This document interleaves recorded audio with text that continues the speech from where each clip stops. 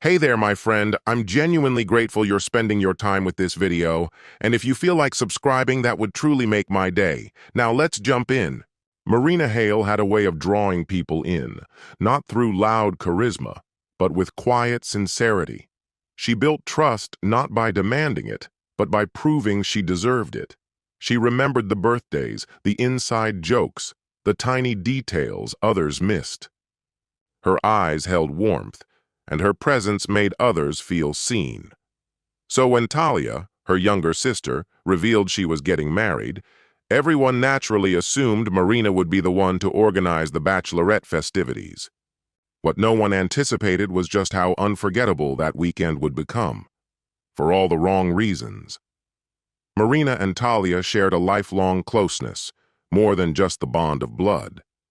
Their childhood in the small town of Fairbrook, Oregon, had been shaped by a series of trials, a mother who spent years in and out of hospitals, and a father whose love felt conditional, often cold. Through it all, the sisters leaned on each other. They shared childhood secrets, like Talia faking an illness to skip a bad date, or Marina pawning a beloved necklace to help pay for Talia's school fees. Their sisterhood was a sanctuary, not just a relationship. So when Talia asked for a simple, meaningful bachelorette night instead of a wild party, Marina took the request to heart. For her, it was less about the party and more about capturing something pure from their past.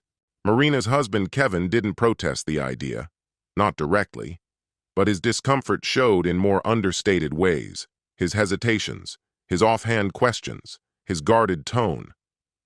10 women, deep in the woods, no phones, no backup. Doesn't that sound a little dangerous? Marina brushed it off with a laugh. You act like we're heading for Vegas with fake IDs.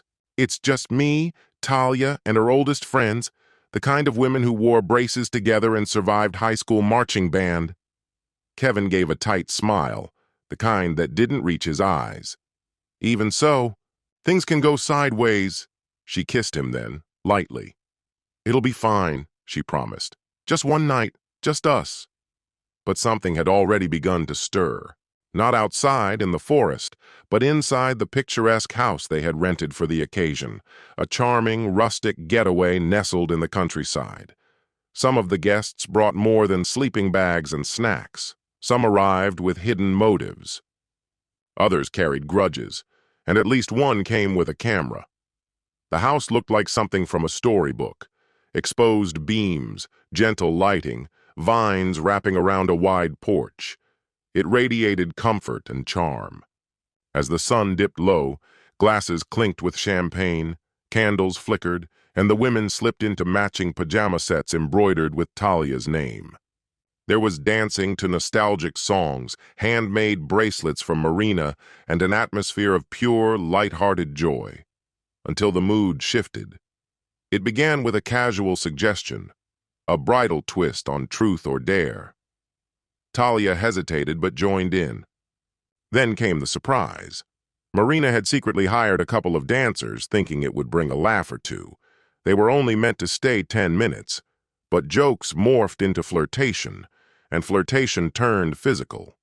The energy in the room changed. Someone began recording. The video that resulted wasn't long, but it was damning. Talia laughing while dancing with a shirtless man. Marina smiling as another man put his arm around her. Blurry faces, flickering lights, drunken cheers, and then a hallway, a closed door, and the sound of it clicking shut. The clip wouldn't surface immediately. It would lie dormant for 3 days, just long enough for Marina to return home, kiss her husband, and slide back into their daily routine. But Fairbrook was small, and someone, somewhere, wanted Marina to pay. Someone decided to share the truth. Kevin Hale hated surprises. He lived for order, color-coded calendars, meticulously folded laundry, perfectly balanced routines. So when his phone buzzed on a quiet Wednesday morning 3 days before the wedding, something inside him tensed. The message was from Travis Landon. We need to talk. Urgent. This is serious. Below the message was a single link. No context. No explanation. Kevin's stomach tightened. Travis wasn't the kind to send messages like that. He was a little league dad, a level-headed guy, the sort who rarely raised his voice, let alone caused drama. So Kevin knew this was bad. He tapped the link. The video began. Laughter filled the speakers. Marina's laughter. He recognized the house, the glow of the fireplace she'd shown him in a photo. Then the camera panned. Talia dancing with a stranger, cheers erupting, and in the corner, Marina, pressed close to someone unfamiliar. Her head tilted near his. A flash of movement. A hallway. A shut door. Kevin paused the video, played it again. Then again, slower. His hands began to tremble. He wanted to believe it wasn't her. But the clues were undeniable. Her laugh, the bracelet she always wore, the faint scar on her neck, the one from Tahoe. 8 seconds. That's all it took to unravel everything. A second message followed. There's more, worse. People are talking. Kevin couldn't breathe. He slammed the laptop shut, grabbed his car keys, and left the house in a daze. His thoughts were a tangle of noise and disbelief. He kept seeing her smile, the hug before she left, the kiss that now felt poisoned. By the time he pulled into the driveway, Kevin wasn't angry. He wasn't even hurt. He felt hollow. Inside, Marina sat at the kitchen table, half scrolling through her phone, a half-full mug of coffee beside her. She looked up and smiled. Hey, you're home early. Kevin didn't speak. He set his phone on the table and pressed play. She leaned forward, then froze. Her face changed. Confusion gave way to recognition, then panic. Her lips parted. Kevin, please let me explain. No, he said, his voice calm. You don't get to. She moved toward him. He backed away. I watched it, every second. Don't insult me with excuses. Tears welled in her eyes. It wasn't like that. I was drinking. I didn't mean... You remembered enough to lie to me when you got home, he said sharply. You weren't drunk enough to forget your vows. She began to cry, her voice breaking. I just need to grab my purse, my phone. Please. Kevin turned, opened the front door. You can come back for the rest later. But right now, you leave, as you are. She stood still, uncertain. Kevin, I love you. He said nothing, didn't move, didn't blink. Go, she told him. She didn't turn around, just pivoted, stepped through the door frame and disappeared from his life. The door closed behind her with a dull, final thump. Kevin remained still, staring at the familiar grain of the wood, listening to the quiet that used to soothe him. Now it coated his throat like ash. That night, he began to pack. He took only what mattered, his laptop. The old wristwatch his father once wore, a bundle of letters Marina had written back when their love felt unshakable. On the kitchen table, the one that used to hold a jar of wildflowers she'd arranged, he left a note. You gave away our story for a single reckless night. That night won't vanish. It will haunt. Then, he locked the door one final time. He wasn't just walking away from the house, or from Marina. He was severing ties with Fairbrook, because by that point, the video wasn't hidden anymore. It had slipped beyond whispers among friends and gone viral. Fairbrook, the town no one expected to trend, was on the verge of imploding. For years, Fairbrook had been untouched by scandal. A place of casual greetings, kids zipping down streets on bikes, and coffee shop workers who knew your order before you asked. But everything changed the day that video surfaced online. It began in murmurs, then screen grabs. Eventually, someone uploaded the full footage to a Facebook group meant for local rentals and bake sale flyers. One person tagged the town, another identified a few faces. And suddenly, Fairbrook, once the model of small-town harmony, turned into a courtroom with no judge and no rules. Kevin didn't stick around to watch the fallout. As group chats across the county began to buzz with theories and blame, he was already en route to Portland. Meanwhile, Fairbrook was unraveling. Talia, Marina's sister and the bride-to-be, became the lightning rod. Her wedding was called off less than a day later. The groom's family, humiliated, withdrew all financial support. The venue canceled. The florist backed out, citing reputational concerns. Talia stopped replying to texts or calls. Marina tried to hold the pieces together, but it was already beyond repair. Within 2 days, the internet had pulled more segments from the footage. Then more. Viewers began naming names. It wasn't just Marina and Talia anymore. Heather McCall, Julia Hernandez, Beth DeWitt, Claire Simmons, Anna Beckett. All respected women, all married, all now infamous. Travis Landon said nothing. He simply boxed up Heather's belongings, left them on the front lawn, and replaced the locks. When she showed up, he handed her an envelope. "Custody papers," he said. "I'm keeping the kids. You can keep your version of the truth." Julia came home from a night shift to find a message taped to her closet door. "You ruined everything." Her husband was gone. No goodbye. Beth tried calling her partner in the middle of his shift. No answer. Instead, he sent a single clip. Her voice, her laugh, her silhouette stepping into a room that wasn't theirs. No message, no explanation. He never came back. The town splintered. Coffee shops turned into interrogation scenes. Grocery stores became battlegrounds of awkward glances and cold shoulders.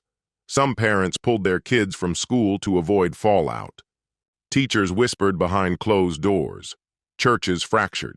Even couples who had nothing to do with the scandal found their marriages under strain, shaken by suspicion. Someone graffitied the welcome sign in angry red. "Welcome to Fairbrook, home of the bachelorette betrayal." No one cleaned it. No one dared. The Hale family, once seen as a moral compass in the community, found themselves exiled. Calvin Hale tried to attend church. Rows around him emptied without confrontation. No shouting, just turned faces and silence. Desperate to reclaim dignity, he uploaded a video. "I raised my daughters with principles. With faith," he said, voice cracking. "But they changed after college. I can't explain it." That clip spread rapidly. Some called him brave. Others labeled him a coward hiding behind a screen. It no longer mattered. Truth wasn't the goal anymore. The town wanted retribution.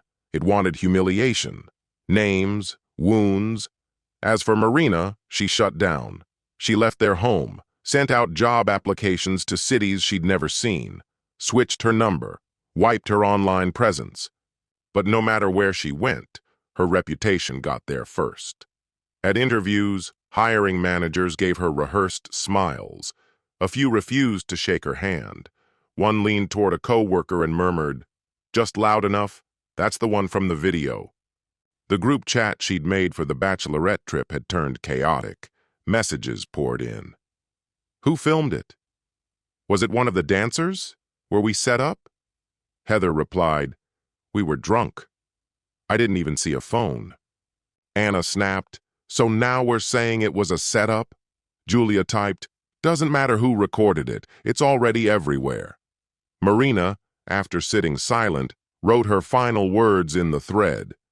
"Knowing who filmed it doesn't change what happened. I betrayed him. I lied. He's gone." Then she left the chat. 2 more followed, without explanation, just gone. The damage had already scorched its way through, and no one cared who struck the match, only that everything was burning. In the nights following Kevin's disappearance, Marina couldn't sleep. She lay in bed alone, eyes fixed on the ceiling. Her side of the mattress stayed untouched. Every sound was magnified, the ticking of the clock, the hum of the fridge, the ache in her chest that never quite made it to tears. She stopped eating. Every bite reminded her of their slow breakfasts, of Kevin in pajama shorts, joking about toast and jam, of Sunday mornings that used to feel sacred. All of it gone. She found herself staring at the doorway more often than her reflection. When the divorce papers came, she didn't cry. Just stared at the envelope like it was a grave marker. Not the death of a person, but of everything that had once made her feel whole. She signed. She didn't expect Kevin to be at the courthouse. But he came. And he wasn't the same. His hair was cropped short, his face thinner, his presence colder, sharper. When he entered, Marina stood. Her mouth opened. She meant to say his name, but he didn't look at her. Just walked past, completed the paperwork, and left. No words, no acknowledgement, just silence. And it was that silence that finally broke her. What Marina never realized, what none of them did, was that Kevin hadn't merely walked away. He had made sure the truth remained visible. Quietly, he had sent the video to 3 local news blogs, not to punish Marina, not to get revenge, but because he knew how people like her twisted stories, cast themselves as victims, reshaped facts into something else. He wasn't going to let that happen.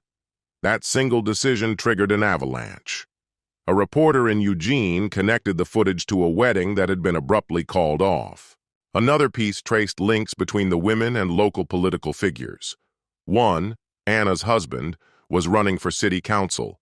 What began as rumors became headlines, a scandal, a reckoning, a wildfire with a target, and names to consume. Anna's husband quietly withdrew from the campaign. He cited stress, hinted at family commitments, but no one believed the excuses. The truth felt heavier. Claire's bakery became ground zero for outrage. Protests sprang up overnight, review sites filled with one-star bombs, and customers started leaving cruel notes in the tip jar. Try keeping your hands out of more than just the batter. Beth's teenage daughter came home sobbing. Someone had shown her the video in a school bathroom, cornered her, whispered cruel things. The next day, Beth pulled her out of school altogether. But the damage had already bled through. That clip hadn't just revealed infidelity, it exposed a deeper rot in the town's illusion. The belief that appearances equaled virtue, that constant smiles meant stable lives, that certain women were untouchable. And Kevin? He didn't make statements. No interviews, no Facebook posts, just silence, sharp and deliberate. He moved with surgical precision, cited emotional trauma in the divorce papers. He drained the joint accounts, listed the house, gave away her wardrobe, burned every love note she'd ever written. Then he relocated, moved in with his brother near Portland, started over. New job, local gym, therapy every Thursday, a rescue dog, a new, lonelier rhythm. But the pain lingered. Not just the betrayal, but the hollowing loss of the woman who once finished his sentences. She'd memorized his coffee order, held him through panic attacks, promised always, and shattered it for something fleeting. Kevin started keeping a journal, not to mend, but to record. Each lie, every betrayal, every false "I love you" that now rang hollow with hindsight. For Kevin, healing wasn't about forgiveness. It was about remembering, so that if she ever tried to rewrite their history, he would still have the truth, on paper, in memory, unerasable. 6 months passed. Fairbrook fell quiet. Not peacefully so, but in a way that felt drained. Shops closed, families moved. The charm, the parades, the farmers' markets faded. It became that town. The one from the scandal, the notorious bachelorette party that made headlines. A small-town parable with real faces and real fallout. Marina tried to vanish. She packed up, moved to Boise, took back her maiden name, Marina Carter, and prayed obscurity could blot out the stain. But shame has roots. It clings to you in public glances, muttered whispers, changed tones in job interviews. Her career in design vanished. She ended up serving tables.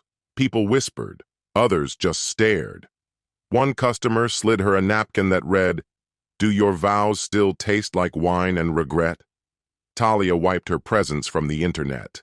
Went off-grid to a cousin's in Colorado. Therapy helped a little. Reinvention didn't. The depression held on like wet clothing. The wedding that never was haunted her nightly.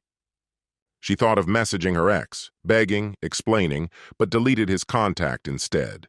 The group chat they all once lived in, filled with gossip, memes, inside jokes, fell silent. A digital grave, no new messages, just the echo of shame in the void. Eventually, the finger-pointing began. Claire blamed Marina for hiring the strippers. Beth insisted she'd been peer-pressured. Heather claimed someone had leaked the video intentionally. Anna vanished from everything.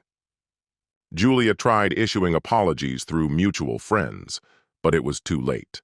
The men had moved on, or at least moved out. But the worst consequences didn't happen in public view. They festered in private spaces. In children who stopped confiding in their mothers. In marriages where partners stopped sleeping in the same bed. In early morning silences. Cold coffee. Family photos tossed in trash bags. And the brutal truth, they'd done this to themselves. Kevin changed, but not for the better. Just different. More reserved, less joy, but reliable. He returned to construction. Something about tearing down and building up again felt honest. Benny, his dog, became his anchor. The one soul who never asked, never lied. Then one night, a letter arrived. No return address, just his name on the front, the handwriting shaky. Inside, a simple card. I'm not asking for forgiveness. I just hope you found peace. M. Kevin stared at it for a long time. No anger, no tears, only quiet. Then he stepped outside, struck a match, and fed the card to the fire pit. That was the last time he thought of Marina Carter. Not because the hurt disappeared, but because the version of him that had loved her was gone, replaced. And Fairbrook? It became a lesson. The welcome sign was eventually replaced. But the town itself never really recovered. That's where we'll leave it. Tell us your thoughts in the comments. If this story struck a chord, check out the others on our channel. And until next time, take care.